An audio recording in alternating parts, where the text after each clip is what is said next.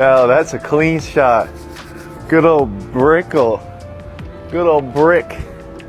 Good in the heart of Brickle here. Wow, what a night. What a night. Gosh, we are here. We are live. Live from the 305. Man. Beauty of a night, folks. We're talking about how to transition from a W-2 mindset to a 1099 mindset. Sure. Wow. You actually achieve 6 figures. Most people go independent and fail. Even coming from maybe a captive agency, trying to make that transition, they don't have the success they anticipate. Oh yeah. I mean, I think what it really boils down to is so many people were just we're raised into it like a W-2 mindset, a 9-to-5 mindset. We're raised into this hourly or salary compensation type of model from the get-go, from the ground up. Like literally from when we were younger. Like you're a teenager, you're not gonna. I mean, 9 times out of 10, if you're a teenager, you're not gonna find like a 1099 job. So it's like you got to think about like how we were raised, and like so many people are just programmed to be like, I need the set schedule, I need the set money coming in. So it's so hard for people to pull away from this trap that the world is putting them into. It's a trap, dude. They just try to make us as slaves. What about someone who's maybe in a sales position, but they are,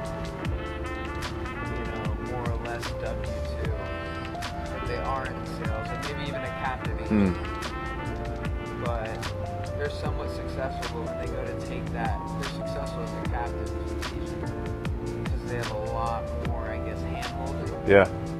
But when they make that jump, they all of a sudden find themselves making the same money. Well, not really doing what they set out to achieve, and not fulfilling the opportunity to its full potential, right? Because I don't think people start, I'm going to go independent to make $70,000. Right. They have the intention of making at least $100, $150, not too much more than $100,000. So, on that topic, I think it's just really important. If you make that jump independent, you immediately got to start doing money. Yeah, you're not just an employee. You can't just get the commission. You're independent, so you have more responsibility. A lot of that stuff's not being picked up. So if you're spending that commission check, not paying taxes, whatever it is, you're not gonna have money to actually grow the business. Because the worst thing is being independent is being by yourself, or you only want to do that for so long, until you've been in the business 5-10 years, writing on your own pen, and ultimately there's nothing wrong with that. For me, it's very same thing every day, selling policies. Right. I mean, dude, yeah, there has to be a big money mindset shift. I mean, going from W-2 to 1099, you definitely have to shift your mindset about like how you view money, how important money is, how much is a lot of money, like how to not just make the money, but also keep the money. So yeah, like you said, I mean, there's so much more responsibility going from W-2 to 1099. And that's why so many people shy away from even being 1099, being an entrepreneur, working on their own actions and getting paid off their own actions, because they simply just know that there's so much more responsibility. Right. There's so much more responsibility. Yeah, I've definitely seen it. I've definitely seen it. People that were super successful like that W-2 rule, and then when it comes to independent,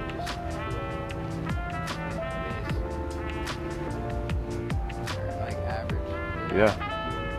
Yeah. Way below their potential.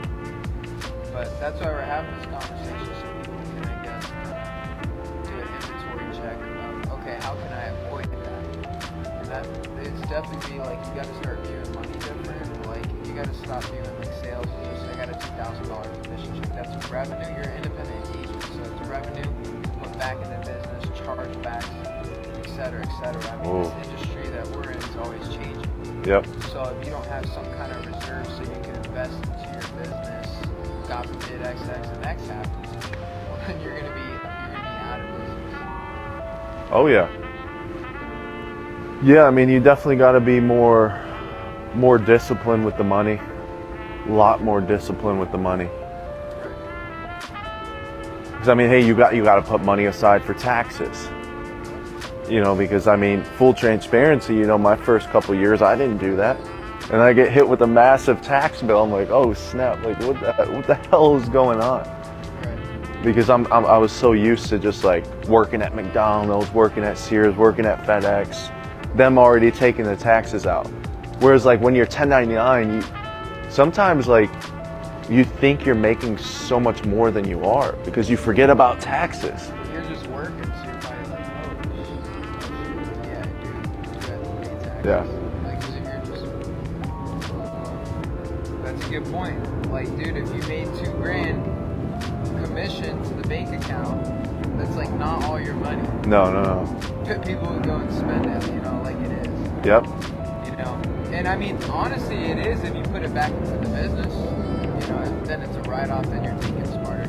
But the importance of this conversation is also, look, if you're on the W-2, so a lot of like, I guess platforms, they have like the hourly pay with a little bit of commission. But here's the thing: when you're independent, you're getting commission. Yep. Period. End of story, for the most part. So, as soon as you're, what I see is the activity level kills them. Kills them. There's no income. There's no outflows. There's the inflows. Nothing. And they find themselves in financial predicaments that aren't ideal, but just there's no hourly, bro. Especially when you're first starting, first building your business. There's no kind of secondary income. It's all tertiary income. So when you're, it's like a suicide mission to work less, prospect less than 5-6 hours a day. I say that because I've seen people not prospect at all. So at least put in 5-6 hours a day every day. That sets you up for the future. So you can have wins like from years to come with goals and earnings. But that's the thing for me is I think some people really forget like, oh, I'm not getting hours. Yep. And the crazy thing about it is with some of these W-2 models that are out there, like I've seen, you know, specifically in our industry, I've seen people that were doing like they were closing like 2 deals a week. Yeah. And like they were still getting paid. Whereas like they're so accustomed to barely putting in any work and still getting paid. So when you transition to a 1099, you just have to put forth so much more work, so much more effort. Or else there's no income. Yeah, then there's no income. And then when they start to not close deals, they have predicaments, challenges, barriers, and then no income comes in, then their certainty goes down, confidence goes down. They're like, oh man, is this the right opportunity? Should I go back to what I was doing before? Do these leads work? Should I go do grassroots? You know, it's like new agents, especially when they're new and they're independent. It's kind of like when you let a dog out, they go like sniff. Like sometimes when I grew up, I used to just let my dog out. We would just go like not even walk. So you just go like sniff all the places. But that's like what they're like. They're like, you know, grassroots. They're like transfers. You know, outbound. They're like they don't know what to do. Yeah. You know, and I think that maybe that could be some confusion that leaves them like they're like grassroots. He's successful. This person's successful. What do I do? Which can be a reason for low activity if they're not clear on like what they should be doing. But yeah, no, that's a key point. Is they're just kind of independent. I think independence it's more sexy. I think. Oh yeah. Freedom of schedule.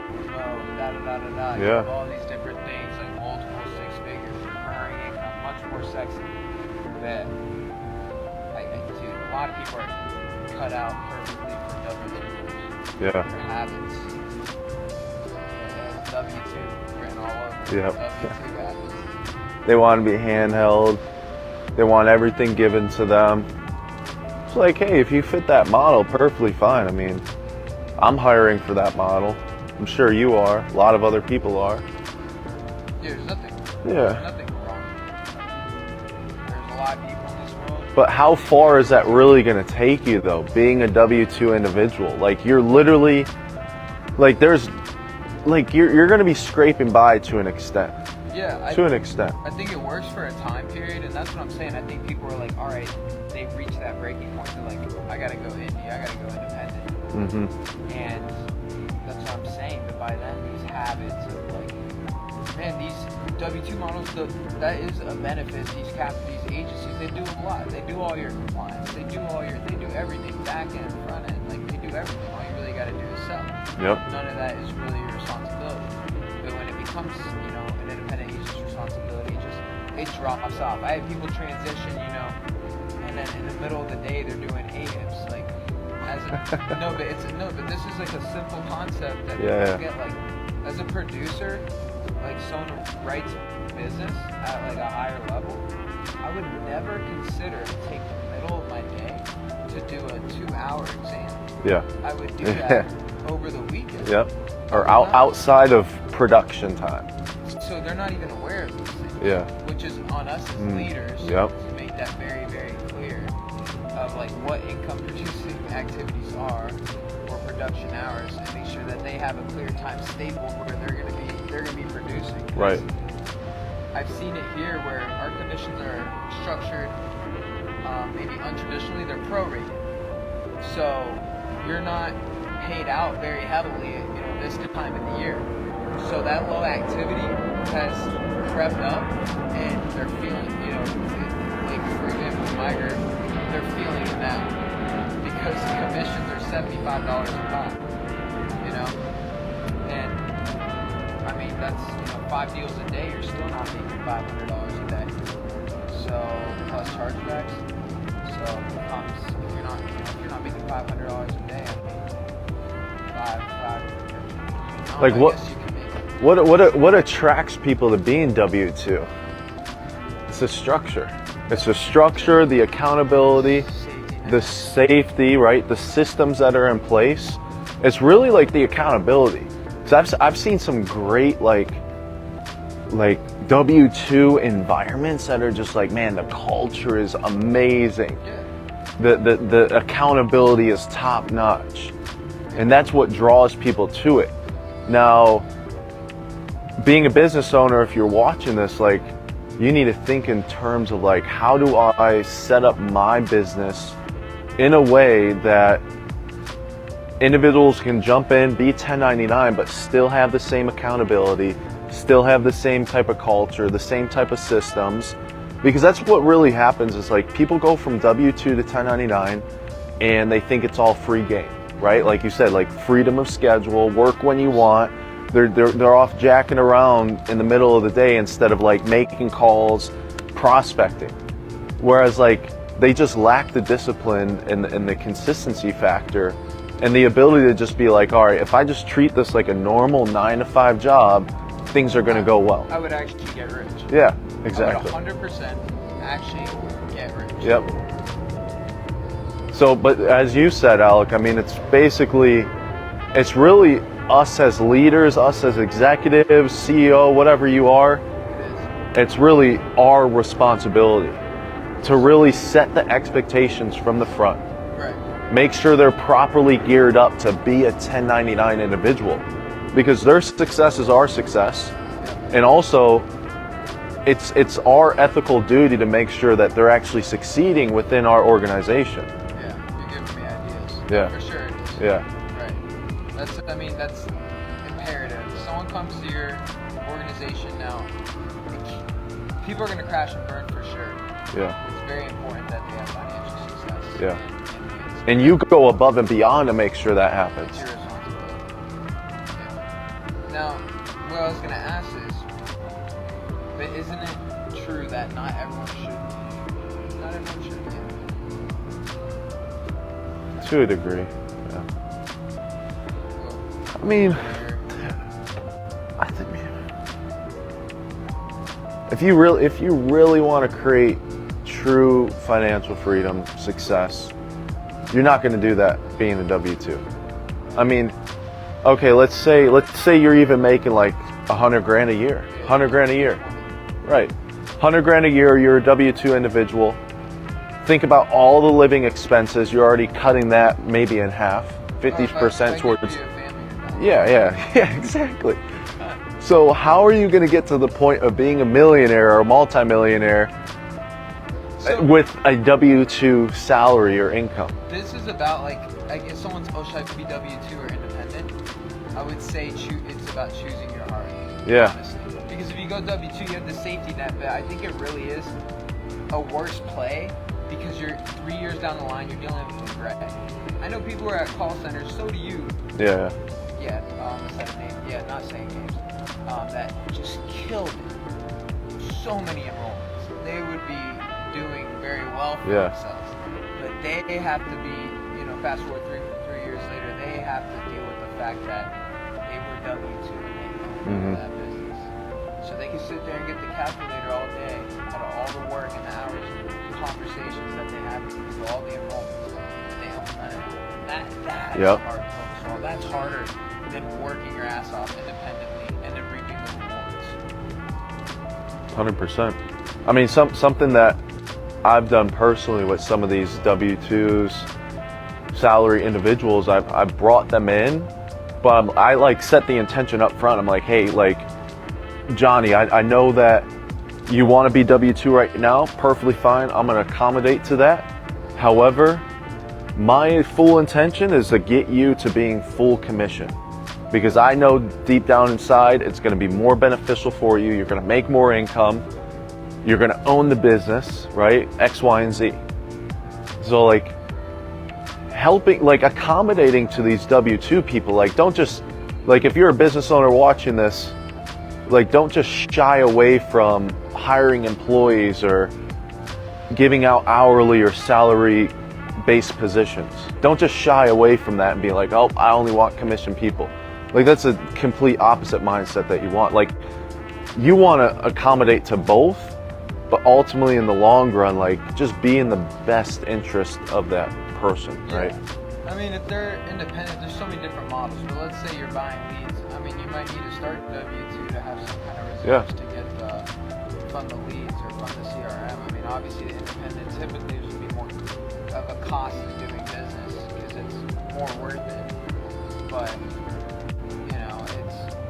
because I'm not even like saying W-2s are bad, just because it's probably a better opportunity. Someone working at Outback or something like that. But it's like I think people, and that's how most people find out. See, most people don't know anything about the industry in general. They would, if you get involved in insurance, you usually find out through a W-2 opportunity, typically speaking. So you walk into a captive opportunity, and you really don't realize what's what until you change. They don't know what's out there, 2 years, right? After just fishy stuff starts arising, you're kind of like, that doesn't make sense. That doesn't make sense. And then you find out about the independent, right? But at the same time, this goes back to the conversation we're having. They have built up habits and independency. And some people make the transition smoothly. That's not like if you're W-2 for 2 years, you're going to suck being independent. It's not saying that. But most people have built habits. Despite working hard, they were working hard because they had to be somewhere at a certain time. They didn't really have true discipline. They weren't disciplined for themselves. They're disciplined because they had to be. They had to be to get the paycheck, right? Right. The game changes. It's like you have a dog and you discipline the dog to be inside all day and you don't ever let it out. But once that dog slides out that door, that front door, that dog's going wild. Literally, and then they don't have that discipline. Yeah, hump another dog. No, because that's what happens. They start, other agents, they start doing whatever. They get their first decent paycheck. Oh, I'm independent now. Yeah. Oh, yeah. And then they blow all that money. Yeah, and it's like, it's just so much stuff that goes unaccounted. Oh, let's go, okay, now you're doing well, let's go to this event to meet these people to keep growing. Oh, no, I don't have any money. get an office. No, I don't have any money. Right? But it doesn't make sense because you're in a vehicle where you should have plenty of money. You should be able to fund any kind of event, expense that grows your business. So, I mean, if you're shifted to Indeed, you kind of find yourself in that position. There definitely needs to be a mindset shift. Because I see it so much. The money mindset. And a mindset in general shift, yeah. Well, because I say money, income producing activities goes hand in hand with that. So I Yeah. would say money. Yeah. Like what I'm doing, yeah, it's money because it's at 1 p.m. filling out, doing something for a carrier, not specific to helping a client or getting new business. Is that making me money? Like people don't think like that. Okay, I was super busy today. How much money did you make? Yep. Oh, no. I just sent a bunch of emails. I got my states. I had to make sure my Sunfire was good for tomorrow. That I got this carrier. That, I did my search. Then I had to, listen to this podcast in the middle of the day. Yep. Nothing got done. A week goes by, you got 3 clients. A week goes by, you got 3 clients, 5 clients. Okay, times 4, 20 times 12. I'm not good at math, but that's like 240 clients a year is pathetic. You're wasting your time. Yeah. So definitely number one, how to shift from that W-2 to 1099. Number one is definitely the money mindset. Money mindset. Got to change that money mindset. Change how you view money, how you look at money, what you're doing with the time that you have to produce income, produce revenue. That's like the key. I mean, that ties right into like discipline as well, right? You got to be more disciplined. You got to be harder on yourself, be more responsible for yourself, because it's really, you're doing it for you now. Because like you said, like when they're W-2, they have to show up to get paid. It's the same way with being independent, but still sometimes people just don't. Yeah, it's so different. It just doesn't. Because you don't have like these cuffs on you that, oh, you're fired if you don't show up today. Whereas like you're independent, you really don't have to show up. Yeah. Only you know. Yeah. And most agents are independent behind closed walls. So Yeah. it's like no one knows. Like only you know. That's where like, man, like as an executive, as a leader, owner of a business, you have 1099 commission-based individuals, like there has to be some degree of like just pure accountability, Especially. pure tracking. Yeah, oh yeah, especially remote. If you're not internal, like honestly, like a hybrid mix of like W-2, 1099, like mix those two together, but it's a 1099 role. Like, dude, that's a perfect business. Yeah. Me personally. Yeah. Like there's so many things that I implement within my organization that some people jumping in that wanted this like full-blown 1099 experience, they're going to be like, wow, this seems like a lot of micromanaging, a lot of hand-holding. But no, like number one, we truly care about you. We want you to succeed, and we know that putting in these systems and these practices for you is for your benefit. It's not just for us. So it's like having a hybrid mix, killer. I mean, like a relatively successful person, I mean, to some degree they want accountability. Right. If anyone shies away from that, like micromanagement or like anyone holding them accountable, like if anyone shies away from that, like you don't even want them. You don't want them. I'm telling you, if you have to repeat an order like 20 different times to get one simple thing done, like you don't want that. Or they're like, why do I need to get this? They're antagonistic about it. Why do I need to do this? Why do I need to do that? Like, get rid of them. Cut some heads off, whack some heads off. Yeah, I mean, and this whole conversation is just because, no, we see it every day, and I mean, Oh yeah, it's good to all have the these time. conversations because a lot of it just reflects when we have these conversations as like a leader. You can say, okay, well, you see the action. How do you correct that within your organization? Because if people are acting a certain way, they feel like they have Right. in your organization. It all starts from the head down. Exactly. So it's just reflective upon, okay, what needs to be implemented here or there to mitigate this and this behavior. Because you don't want people to come to your organization, they're associated with you, and then they don't hit it out of the park. Yeah. You want them to have real success, Right. real wins. You want them to be advocates of your organization. Then they start to share what they're doing. So what's the opposite? Yeah, the opposite is, oh yeah, exactly. Oh, this place sucks. They're frauds, like they're scammers. He sucks. Anything out of anything that's not even the truth. They'll just say it, they'll spread it. But it's your fault. And bad news and negativity spreads quicker than that good news. But yeah, it is your fault. 100%. It would be your fault. It's your fault. I mean, there's times when it couldn't be your fault, but I mean, me personally, I'm never going to take that victim mentality. I'm always going to take full responsibility. But sometimes it is. You can't say it can't be the person. Say everyone's going to onboard, is going to make 6 figures. Yeah. Be better. I mean, that's very unrealistic. Very unrealistic. People come from completely background situations. Some barriers they couldn't help themselves, and it's crazy because even with our clients, it's like some people don't even trust themselves to make a good decision or trust themselves to pour into an opportunity. We see that more or less with our clients. It definitely shows up in people that come on. They don't trust themselves. Certainty, confidence, conviction, belief, and faith. How to transition from a W-2 to a 1099?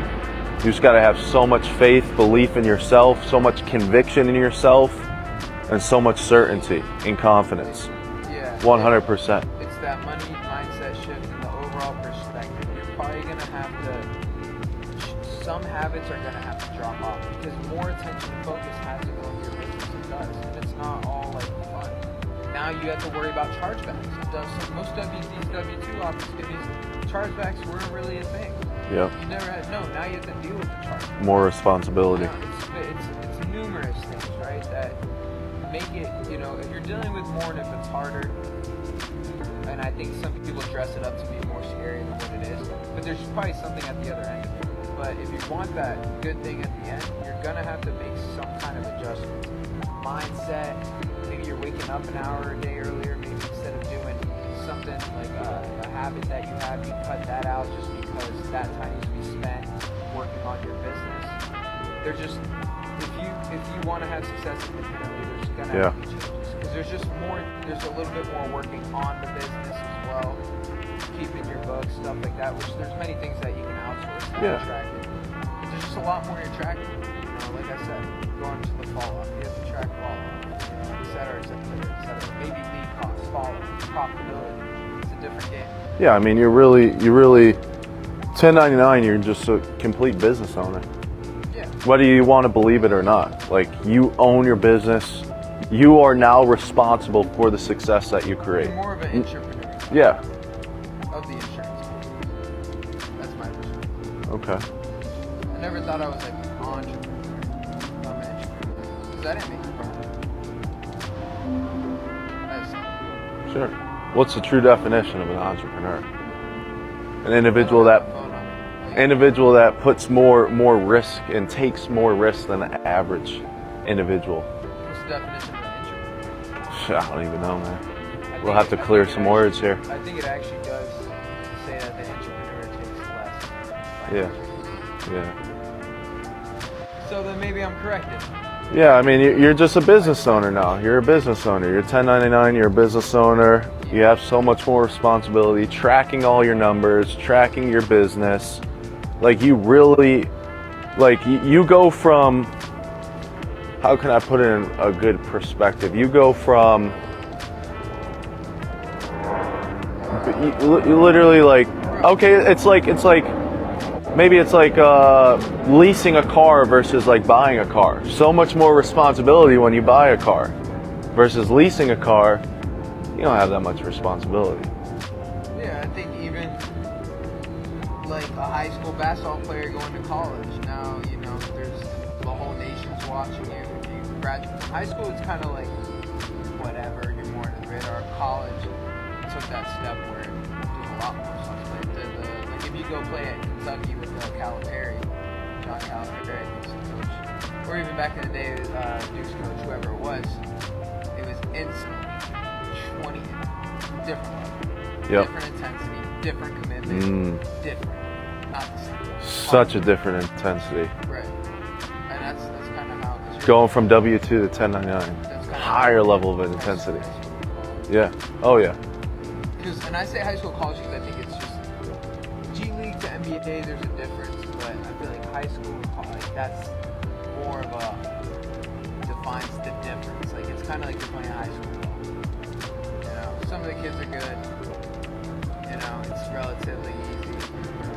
You know, if you're decent at basketball, but college, it doesn't even matter if you're a good hooper, athletic. Everyone's athletic. You gotta actually start learning plays, like emotionally mature, like these things. Yeah. Like, there's it's a different level. Yeah.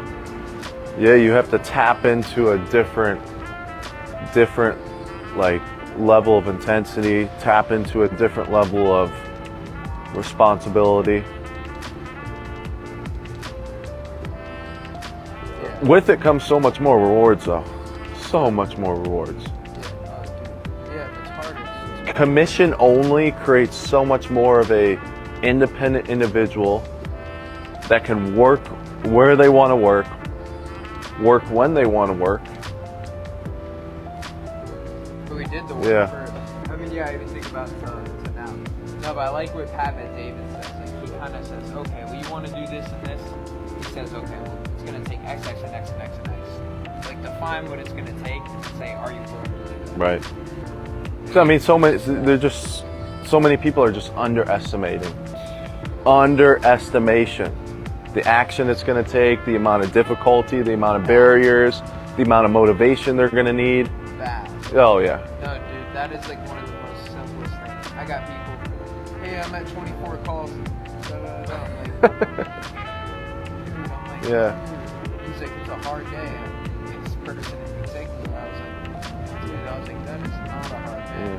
Like, you need a mindset shift on how much action you're taking. What's hard? Yep. And I told him, Brad Lee said this once, but I disagree with it so much.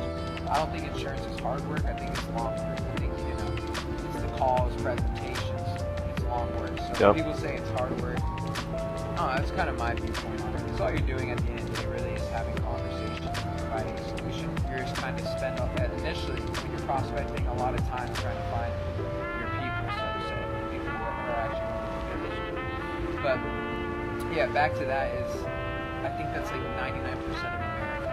The opportunity, insurance agent, 6 figures, whatever it is. Yeah, for sure. But as soon as they have to, put a little bit. Yeah. Dude, can't do it. A million excuses. The leads suck. No one's answering today, which are just the same excuses. Yeah. Can't make money with excuses. But that's when, as soon as they have to start actually working, the excuses just come to point. Because they underestimate, like you said. Yep. Completely not even in the ballpark of what it's going to take to achieve that goal that they originally intended. Lack of action on a 1099 individual's behalf is always going to stem from them not being ethical, them not doing the right thing, not showing up, not taking the right actions, underestimating what it's going to take. It's not an easy shift going from W2 to 1099. It's not easy. Especially if you've been W2 for 5 years, 7 years, 10 years. That's what I'm saying. Oh, yeah. Dude, even 2-3 years, it does even get Oh, yeah. At the end of the day, build those habits. Yeah. Habits are like rubber bands. Yeah. And then you look into like a 1099, it's like you have so much freedom. You're like, oh no, what do I do? No one's holding you accountable besides yourself. And people, dude, they get started at 1099 opportunity, then they don't even have some kind of schedule or day-to-day operative. Then it's like they immediately, once they start, they're winging it. Yeah. There's no real intention. Yeah, I might prospect at this time of day. Yeah, I might get this and this done. that's what I'm saying. That mindset. You have to actually be more intentional in Yep. your day. Oh What man. do I need to get done? I guarantee some of the people in my Intention. organization, they're not doing that. Hey, what am I doing at that? Not at all, bro. They Right. don't even have What's the it. daily battle Yeah, plan? it's kind of wake up, and then immediately, how do I feel? Six good feelings. Yeah. And I think that's where it just right day after day of not executing, and it's on a 1099 level. That's what I'm saying. It leads you nowhere fast. It leads you like most agents making 50K, 60K, 70K. And honestly, if you're buying leads and you're doing all this, it's the hardest 50K of your job. Yeah. It's hard as shit. Yeah. Just to make that much money. All the shit you got to put up with quite a lot to make even 80, even 100. Yeah. And that's where it goes back to like that money mindset. Like if you're going into a 1099 position from W2, you got to go into it with a mindset and a viewpoint of like, man, I'm going to make $250,000, 300,000, $500,000. Like that's the goal. That's the intention. Don't change the target. Right. Because once you start doing that work on a daily basis, I think that target for people. Because being 1099 and making less than 6 figures a year, maybe even less than 150 a year, like, and being 1099, it might not even be worth it. You could probably make more money and bring more money home, have less headache being W2. Yeah. 100%. Dude, yeah, which is kind of like that's very true. If you're not in it to make a multiple 6-figure income, you should really consider, what you're doing. And at the end of the day, look, guys, if you want to go 1099, you want above average results. Look, you have to do what most people aren't doing. So, Yep. This isn't this, success is this, success is that, but it's just, look, to get extraordinary results, you have to do extraordinary things. If you want to make $300,000 a year, I don't know what percentage of Americans do that, but most don't. Yep. So you're going to probably have to do some things different. Like, if you're just doing the same things everyone else is doing in a 1099 role, you're doing the 80, 100K with a bunch of headaches, and It's not worth it. yeah, you're gonna look back after a year and be like, fine, honestly, fine, not keep any money. Yeah. Like, no, you're gonna have this much money and you're gonna think about everything that you went through and say, that makes no sense. Yep. Just because of what you're doing every day just wasn't enough. But it was easy for that year, for those 360 days, because you were, doing the easy stuff. That also goes into it. That also goes into the topic of people want to be 1099 or people are 1099 and they're hardly bringing in any money and they just want that feeling of being 1099. Whereas like being W2, they can make so much more money. So I've heard, you know what I mean? So it's like, you're just saying they'd rather just take the title.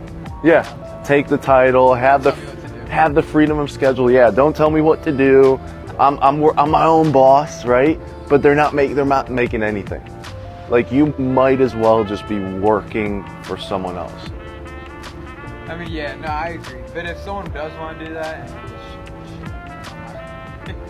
no, because some people really stand on that. I'm independent. Don't even tell me what to work, what to do. Don't even give me ideas. I'm doing this. I'm good. I don't know. I'm independent, but I'm making 30 grand a year. Yes, that's great. That's what you want. I have to deal with all this responsibility. I have to be more intentional. I have to literally like. Right, because all of a sudden the client's calling in and stuff. Like you have to find a way to deal with that or outsource that. Yeah. Like, they're not calling into X and X call center. They're calling you while you're trying to get new clients. And I mean, if you deal with the people we deal with, it's something new every day, right? So, those headaches, like I don't know if it's worth people calling your phone, complain this, that, compliance, etc., and your paycheck for the week was $800, $1,200. Yeah. I don't know if that's really worth it. No. So it's either W2, like W2, if you're not having the clear intention of making more than, I'd say 200 a year. If you're not having the clear intention of making or actually grossing 200 a year, that doesn't even mean you're bringing home 200. but at least grossing 200 a year, okay, 1099. If you're not grossing more than 200 a year, or if it's not leading you to some other bigger picture, whether it's like creating residual or passive income like we do here in the insurance industry, if it's not leading you towards that, just be W-2. Be a part of some organization where you can bring so much value and your pay can continually increase. Yeah, I wouldn't even, do what you want. I just think you need to be prepared and have the mindset shift if you are going to go to 1099. Yep. And you do need to say, okay, I'm doing this to make, I want to make $250,000, I want to make $500,000. Yep. Like, if you're going to do that, like, take the leap of faith and do it the right way. Because otherwise, you just run in place, end up nowhere fast, fail. Do it the right way, yeah.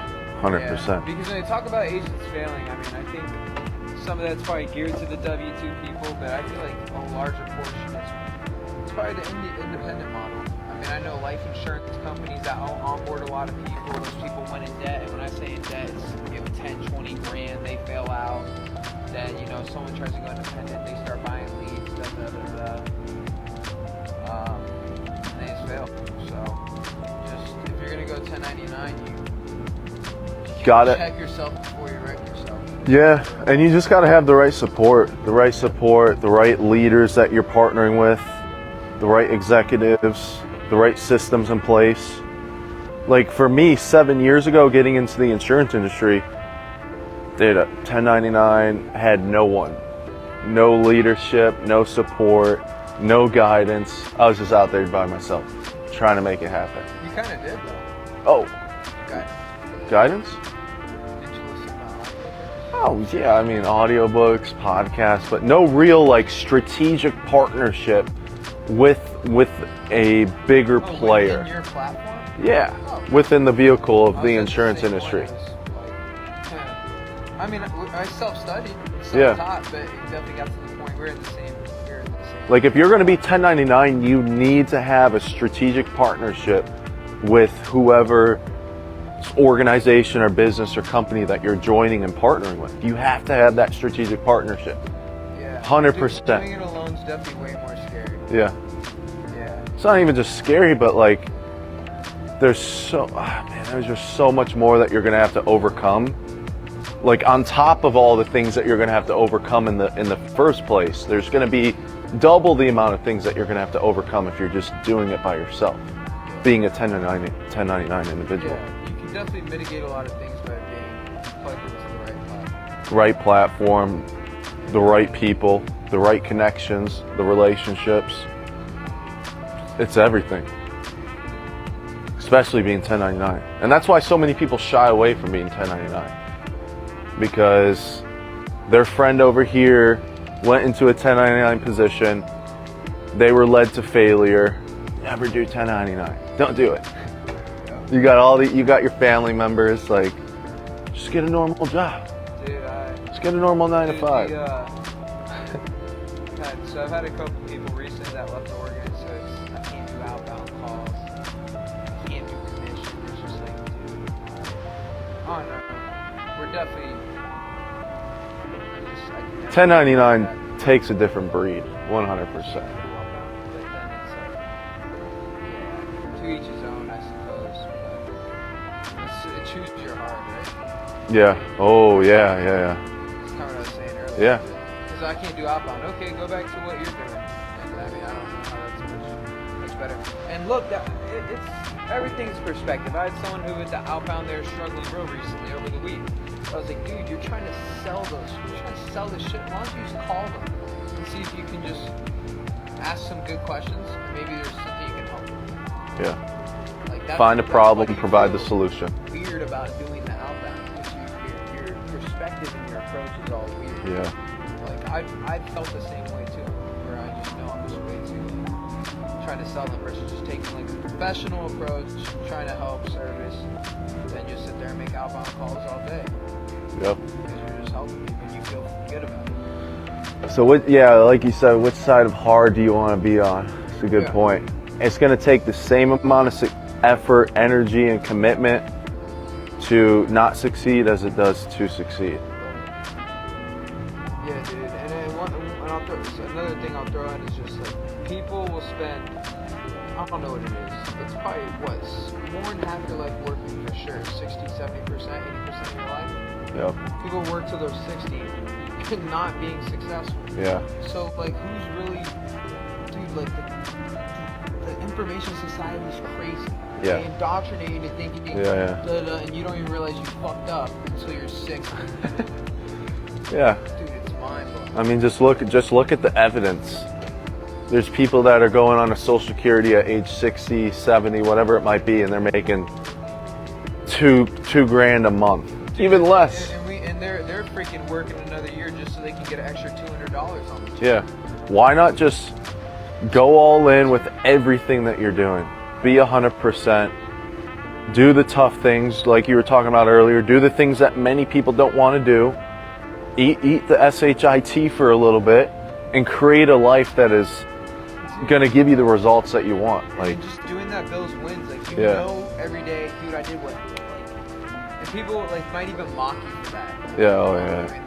Like, no, dude, like, they're mocking you because they won't do that themselves. They quit on it themselves, They're not even getting out of bed, you know, and doing what they need to do. Like, dude, stacking those wins, going on that journey by yourself is the best thing. Oh, aside from money. Like, that's like a personal, like, that's just a self-belief, self-confidence thing that, like, needs to be straightened out within you before you can even go make the 250. Yep. So, you know, obviously I stand on 1099 as being like the best opportunity, but simultaneously, if you're not going to approach it with the same, or with the correct mindset, yeah, you might as well not do it. It's just a lot of pain, energy, effort. Correct mindset, relentless, just 100% commitment, do or die, I gotta have it, whatever it takes type of attitude and mindset. If you're not approaching it like that, just be W2. Get a great there's great W2 opportunities out there. Just find a great one. But just understand what you're getting yourself into. I would say that much. Understand what you're getting yourself into being W2. Or, dude, maybe there's an opportunity. Maybe you're just like, fuck it, do it, get the experience, have an open mind, and just notice what's good and bad. And maybe you're there for 2-3 months, you get a lot of experience, make some money. Because if you're decent at sales and you learn that thing, you're going to make money like wherever you go. Make some kind of money, get the experience, and then you pivot. You don't need to sit there just because I know a guy. 6 months and think about, is this the right opportunity for me? It's like, dude, 6 months went by. Like, dude, you should have just tried it. If it wasn't for you, you'd be done already. Yeah. Or you would have done it really long. Yeah. Awesome. But, so, dude, I mean, it's a big shift that needs to be made. Many shifts, many more conversations. We're gonna keep coming with So if you want to go from W2 to 1099, money mindset shift, the viewpoint shift, the belief shift, big shift on the mindset, big shift on like understanding the discipline and responsibilities you'll have to take on. You said it was money, but it's probably purpose, intention, right? Yeah, why are you doing it? Like, then you have to know why. Yeah. Or else you're not gonna keep doing it. Yep. It gets deep, man. Yeah, because money's only going to drive you for so much. Like, 100%. yeah, you got to have a bigger purpose outside of just the money. 100%. Yeah. What else they got to do to shift from that W2 to 1099? What are the key bullet points we want over here? I want to keep it. Well, the money thing is key, but it's also just the perspective. Okay, like, perspective goes deep. Okay, because when I talk about doing the harder things, well, if you just change your perspective to, I don't want to do the hard things, to, what if I do the hard things? I'm doing what everyone else doesn't do. I'm building wins. Therefore, if you're doing the hard shit, you're probably more deserving of success and wins. The harder I work, the luckier I get. So just building that self-belief, changing that perspective. So it's hard. It's hard, so I should do it. That's why I should do it. It's just acting wins. That's a perspective. I get to wake up today, not I have to wake up to, or anything. I get to. Those are perspectives that come before me. Yep. I get to go to the gym. I get to drink water. Yeah, it's good stuff. Instead of you know, I have to. Yeah, it's a mindset shift. But I really believe success is simple, and if you're somewhat interested into it to any degree, I mean, pick up a book, watch your videos, and you'll start understanding, you know, where you need to cut the fat. Yep. Dude, especially nowadays, like there's no excuse not to. There's clues everywhere. There's videos. There's blogs. There's freaking reels. There's so much information. Yep. Opportunities out there, folks. Good stuff. And everyone else in today's world is letting off the gas. So it's a massive opportunity. That's right, sir. When are we gonna be back with it? Every Sunday. Sunday? Every